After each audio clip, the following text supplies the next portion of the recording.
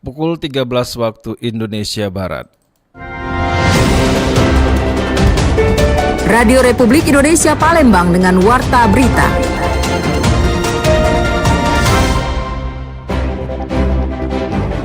Ataupun Pak Hermanderu dan Dirlantas maupun Dinas Perhubungan, coba dikaitkan sesekali Pak, kami sopir ini. Kira-kiranya kalau berkebijakan itu jangan nyaroi kami Pak. Proyek PSN yang ada di Keramasan dan ini dikelola oleh pihak ketiga. Tinggal kita akan upayakan dengan Kementerian Lingkungan Hidup bantuan pendanaan sesuai dengan komitmen kita Perpres yang lama.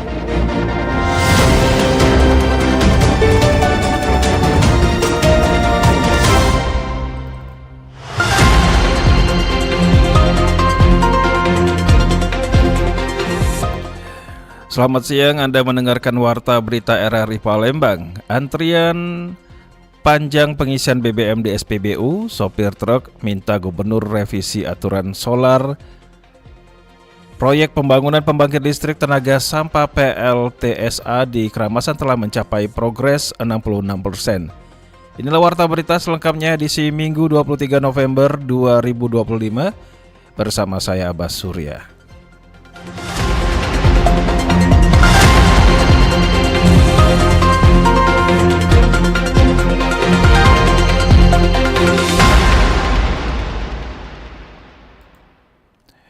Pendengar, kebijakan pembatasan jam pengisian solar subsidi di dalam kota Palembang menuai keluhan dari para sopir angkutan. Aturan baru yang mulai berlaku sejak pertengahan November 2025 justru memicu antrian panjang hingga 3 km. Antrian panjang kendaraan terutama truk diesel kembali terjadi di sejumlah SPBU di kota Palembang, meski pemerintah telah mengeluarkan aturan pembatasan penjualan solar subsidi. Aturan baru yang mulai berlaku sejak pertengahan November 2025 justru memicu antrian panjang hingga 3 km di sejumlah SPBU, terutama pada malam hari. Para sopir menilai aturan tersebut menyulitkan aktivitas mereka dan berdampak langsung pada biaya operasional. Gubernur Sumsel Hermanderu menerbitkan surat edaran yang membatasi penjualan solar di dalam kota hanya pada malam hari. Akibatnya antrian justru menumpuk sejak pukul 20 waktu Indonesia Barat di SPBU yang masih melayani solar dengan jam operasional pukul 22 hingga 4 waktu Indonesia Barat. Sopir truk dan travel mengaku kesulitan mendapatkan solar karena harus mengantri selama berjam-jam di waktu istirahat. Salah satu sopir truk yang antri di Jalan Soekarno-Hatta, Joko, mengatakan kelelahan bekerja seharian ditambah dengan antri minyak. Mintalah kebijaksanaan itu tolong dipikirkan, kalaupun dibuat kerjasama antara BPH Migas, pihak pom bensin, ataupun Pak Hermanderu dan Dirlantas maupun Dinas Perhubungan, coba dikaitkan sesekali Pak, kami sopir ini. Kira-kiranya kalau berkebijakan itu jangan nyaroi kami Pak. Kami nih Pak, nunggu ke masuk kota lah sudah 9 jam Pak ya. Dari jam 9 pagi selesai bongkar sampai jam 9 malam baru bisa masuk. Belum habis itu ngantri solar. Sopir lainnya, Tony asal Jambi, mengatakan antrian dapat mencapai 3 jam. Angkutan kami seputar pelaku pelabuhan ini bisa ditambah kuotanya dan kalau memang mungkin masih bisa diaktifkan 24 jam kedua SPBU itu. Sementara itu di media sosial banyak warga melaporkan antrian kendaraan panjang hingga 3 km di beberapa titik seperti MP Mangkunegara, Nurdin Panji, dan kawasan Skojo. Banyak sopir mendesak pemerintah meninjau ulang kebijakan ini karena dianggap menyulitkan. Menanggapi hal ini, Gubernur Sumatera Selatan Hermanderu menjelaskan bahwa pengisian solar siang hari tetap tersedia, namun dipindahkan ke SPBU pinggiran kota. Dari hasil ini bahwa lalu lintas clear. Satu, meskipun belum sempurna akan kita benahi. Kedua, tidak ada pengurangan kuota. Tidak ada pengurangan kuota untuk BBM bersubsidi. Tetap dialokasikan, bahkan aku minta 2 kali lipat jumlah solar itu dari. Hermanderu menjelaskan bahwa kebijakan ini diambil setelah uji lapangan bersama Ditlantas Polda Sumsel dan Dinas Perhubungan. Menurutnya, kemacetan dalam kota kini jauh berkurang. Kita ke berita berikutnya, pendengar. Badan Pusat Statistik BPS Sumatera Selatan mencatat komoditas emas menjadi penyumbang utama inflasi di Kota Palembang pada Oktober 2025. Berdasarkan data Badan Pusat Statistik BPS Sumatera Selatan, perhiasan terutama emas menjadi salah satu penyumbang inflasi di Kota Palembang pada bulan Oktober 2025 sebesar 3,36%. Angka tersebut naik 0,16% dibandingkan pada bulan sebelumnya. Meski demikian, naiknya harga emas tidak mengurangi minat beli masyarakat terhadap komoditas tersebut. Penjual emas di Pasar 16 Ilir Sinta mengatakan emas terutama perhiasan selalu memiliki daya tarik tertentu bagi peminatnya, meskipun harganya tinggi. Sinta mengatakan saat harga emas turun biasanya banyak warga yang menjual perhiasannya untuk memenuhi kebutuhan hariannya. Sementara ada kebiasaan unik warga lainnya yang justru memanfaatkan momen kenaikan harga untuk menambah simpanan dalam bentuk perhiasan emas. Pola ini dinilainya sebagai budaya masyarakat Palembang. Guyur baik. Kalau nak terbeli yang emas 24 beli emas muda. Kamu baik jatuh nyimpen. Murah lagi ada yuk tegarak lapis bisa jual juga. Ada kita jual sekali tegarak di lapis emas. Malah kalau di Palembang malah emas mahal banyak yang beli. Kalau yang turun yang malah banyak yang takut naik lagi. Kebalikannya kalau turun dia berjual. Emas tidak hanya digunakan sebagai perhiasan, tetapi juga sebagai tabungan jangka panjang yang dianggap lebih aman dibandingkan menyimpan uang tunai. Sinta menambahkan saat ini pilihan emas sebagai perhiasan dan simpanan mulai beragam, mulai dari bentuk juga ukuran. Hal ini dimanfaatkan konsumen yang memiliki anggaran terbatas dapat memilih emas dengan kadar rendah, sementara yang memiliki kemampuan lebih cenderung membeli perhiasan emas dengan kadar tinggi atau emas 24 karat sebagai investasi. Naurozianya melaporkan.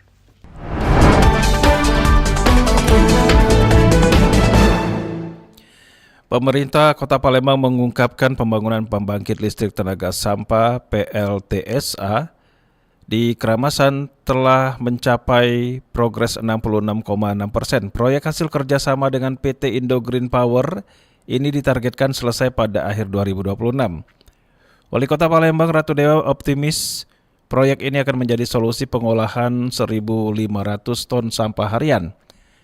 PLTSA Keramasan dinilai strategis untuk mengurangi beban TPA dan mendorong transisi energi terbarukan. Namun pembangunan saluran udara tegangan tinggi SUTT sebagai jalur transmisi listrik masih menjadi tantangan penting.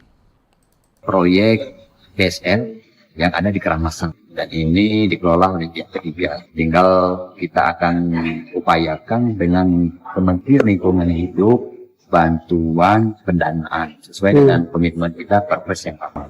PSL, proyek persampahan yang menghasilkan energi listrik, ini akan menjadi percontohan nasional karena kita yang pertama. Nah, kalau ini sudah clear, saya kira persoalan sampah akan bisa teratasi.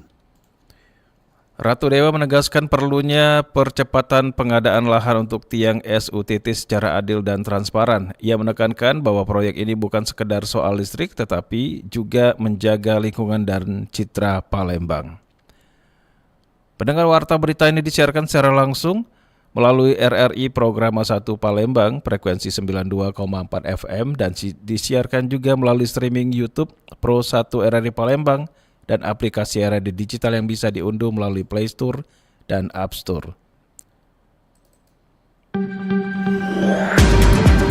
Anda masih bersama Warta Berita RRI Palembang.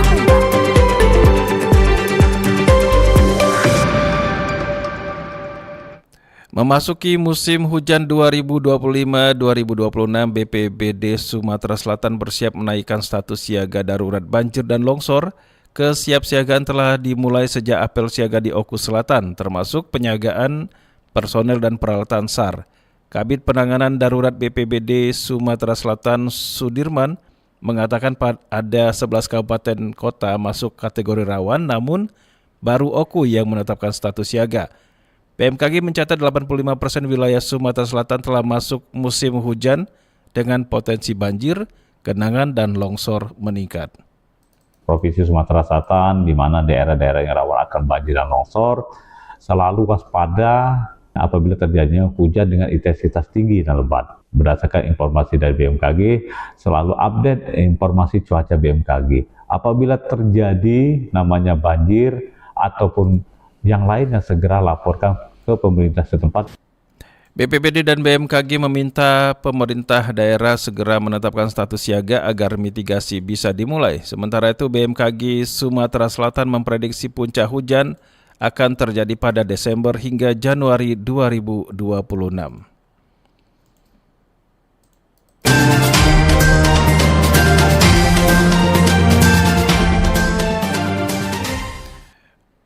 Kita ke informasi berikutnya pendengar. Pemerintah Kabupaten Banyuasin dukungan penuh program profiling ASN. Sekretaris Daerah Kabupaten Banyuasin, Insinyur Erwin Ibrahim menekankan bahwa program ini menjadi pintu masuk reformasi pengelolaan ASN di Banyuasin.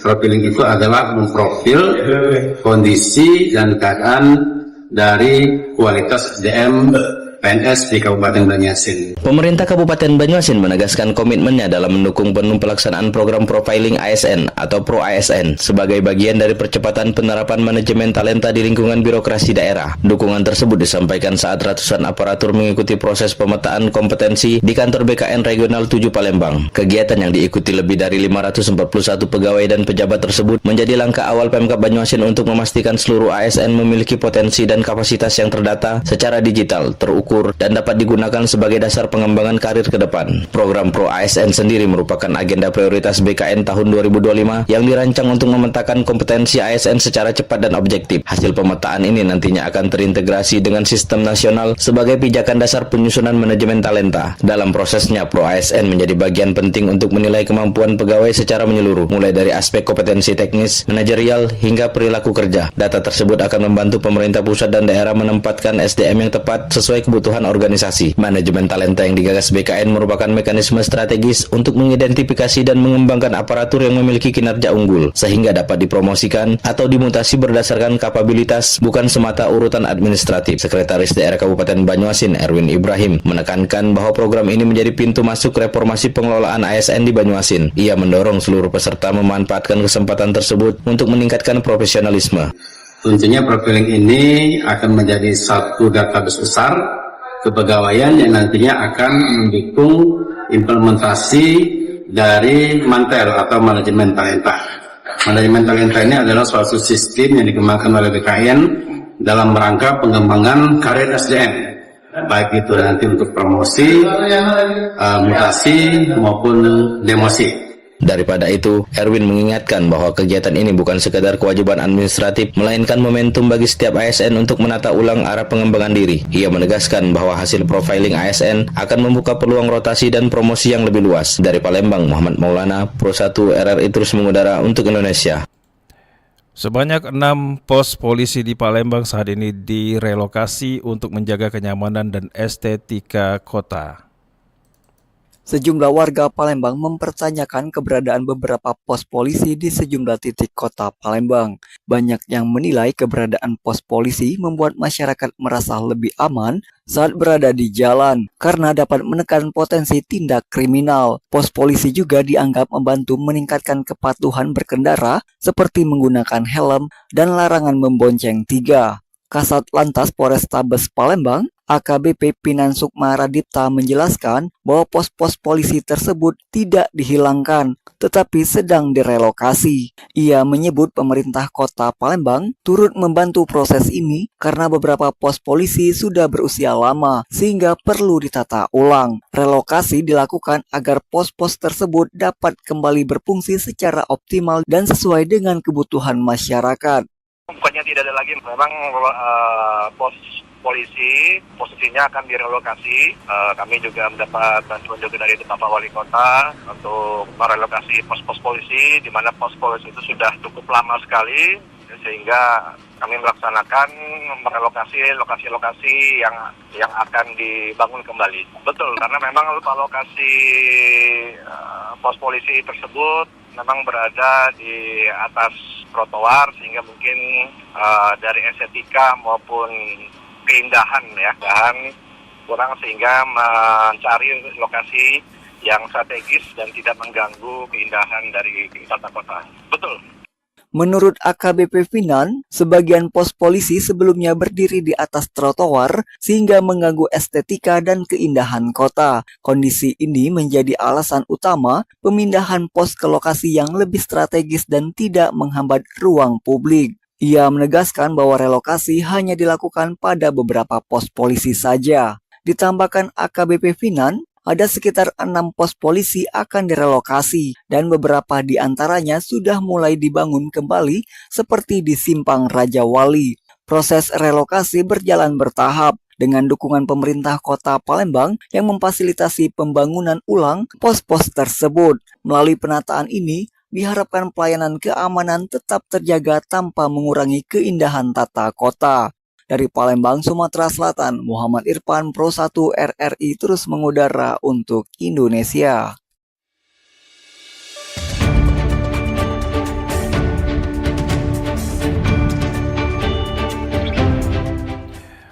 Sekian warta berita produksi Radio Republik Indonesia Palembang. Sebelum berpisah kami sampaikan kembali pokok-pokok berita. Antrian panjang pengisian BBM di SPBU, sopir truk minta gubernur revisi aturan solar. Proyek pembangunan pembangkit listrik tenaga sampah PLTSA di Keramasan telah mencapai progres 66%. Informasi lainnya dapat Anda akses melalui website kami di rri.co.id. Kami juga membuka ruang aspirasi bagi Anda untuk menyampaikan peristiwa yang berada di sekitar Anda melalui line WhatsApp di 082179279090. Mewakili kerabat kerja yang bertugas, saya Basurya, undur diri, sampai jumpa.